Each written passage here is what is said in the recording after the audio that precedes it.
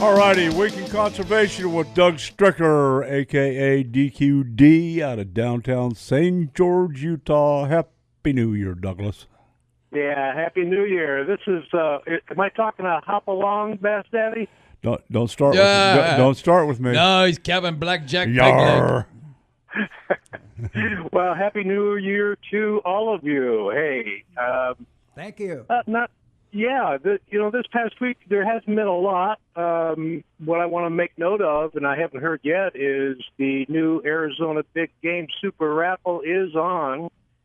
And right, it is. I've been posting that out on our website, pushed it to about 500,000 people, and I'm going to continue to do that. We appreciate it. Thank you very much. As president, I am totally enamored with the idea of 500,000 people getting our email.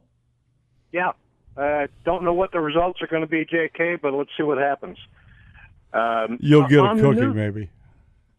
Yeah, on the news side, one of the posts I put out on our website, and I want to make a special note of this, is all about the Antiquities Act, what's true and what's not true. Yes, there's a lot of rumor that 85% of Bears Ears is being whacked off, and there's only 15%, and the enviros are claiming you're destroying the landscape. What's the truth? Liar, liar, liars. Yeah, it is coming down to being all false, false, false. But on our website, and I did some research on this only to find this out here this past week. It's kind of interesting what the media and the left wing pushes out there versus what actually is true. So it's an interesting read. Wow! Did you just have that cognition? Oh my gosh! Well, it's all about the left wing, and that's what controls all this. Yeah, so, Trump, Russian. Okay, I get it. Yeah, the bottom line, which is kind of noteworthy, is even though they've reduced that acreage on the monument, that all that land is still owned by the government. All it really did was say, hey, you can't come in here, to now, yes, you can come in here.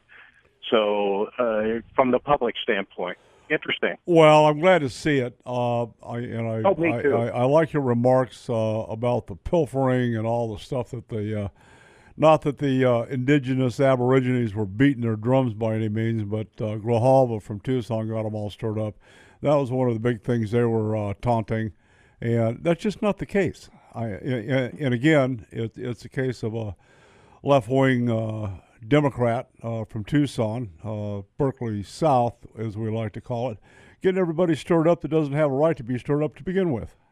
Well, yeah, no question about it. And this is all about government control and what sits on that land is what they want to access versus not give it to the public domain. Yeah. So by releasing that, there is an opportunity then for the states to have their input on what happens on some of that land. Even though it's still owned by the government, it's not a monument anymore.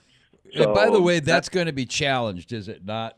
I've heard that several places. It is. Brian Benson, FYI, Big Game Forever founder, CEO, along with some other constituency groups, is already filing counter lawsuits to all of those. Okay. Basically, it's coming. They're just getting a jump on it. And I have 3 organizations, hope to have 4, that being the ADA, to sign on to any lawsuits that he has up there. That'll be brought up at the next board meeting. So, okay. Yeah, we've got AZBFN and TBF and SRTO signing on and just letting them know, hey, yeah, we may be in Arizona, but this has national implications and you're not going to do it. Shame on you. Yeah, I agree. That's so sad, but you're right. I'm glad it was reversed. On another note, 2017 was an interesting year for the border. As you know, Don and JK, I track the numbers coming off of the Arizona border. Yep. And just a quick summary, in 2017, they confiscated almost $15 million in marijuana, $31 million in hard drugs. They had over 790 felons, arrested, 561 drug arrests, and about $1.2 million in cash. You know, a million here, a million there. Sooner or later, you're starting to talk some serious money. Yes, sir. Oh, no doubt about it. What And is this the is latest just Arizona number border. percentage-wise in reduced trafficking? Is it still holding about 70% according to the White House? According to the White House, yes, it's still holding in that area. But, you know, here just in this past week, the president talked about he's going ahead with that border wall. He's going ahead with restrictions on immigration. And we just have to. We just have to. Well, yeah, the 8 prototypes are built. He's scheduled to go pick a prototype and get going with it. I know you don't like surprises on the radio, but you and I are going to make another run down there with Brad Falk. I talked to one of our commissioners who will remain nameless that was down there hunting, and it doesn't rhyme with Sparks. Okay. But, you know, I'm up for it, Don. You know that. They were encountering traffickers at every turn. And they say it's down. BP says it was, or CBP says it's down. But the fact of the matter is, during the hunting seasons, you still have the cartel folks out there carrying contraband and weapons, and we're going to go back down and see how bad it actually is again before it gets really hot. This is the time of year that everybody's moving, though, Donnie. Well, yes, I mean, it's great weather. That's the thing, you know. But they're putting this 70% number out when it was hot, and you know they're traveling at night. I mean, these guys are a hell of a lot smarter than we give them credit for.